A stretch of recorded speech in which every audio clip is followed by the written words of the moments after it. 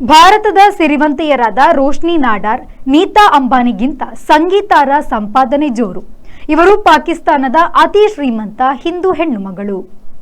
1958 June 14ರಂದು ಕರಾಚಿಯಲ್ಲಿ ಹುಟ್ಟಿದ Sangeetha alias Parveen Rizvi 1969ರಲ್ಲಿ ಕೋಹೆ ನೂರ್ ಚಿತ್ರದಲ್ಲಿ ಬಾಲನಟಿಯಾಗಿ ಬಂದರು.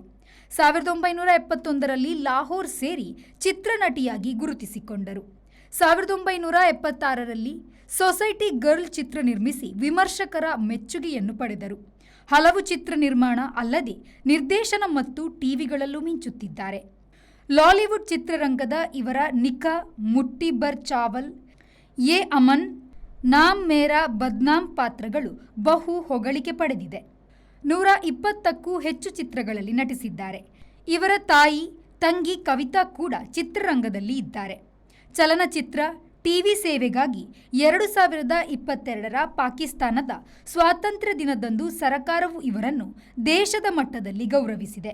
ಇವರ ತಂಗಿ ಕವಿತಾರ ಸೋದರ ಸೊಸೆ ಬ್ರಿಟಿಷ್ ಬಾಲಿವುಡ್ ನಟಿ ಜಿಯಾ ಖಾನ್. ಈಕೆ ಮುಂಬೈಯಲ್ಲಿ ಅನುಮಾನಾಸ್ಪದ ಸಾವು ಕಂಡವರು. Bureau report, V4 news, Lahore. Our vibrant workspace at Ajanta energizes the team, boosting efficiency and productivity.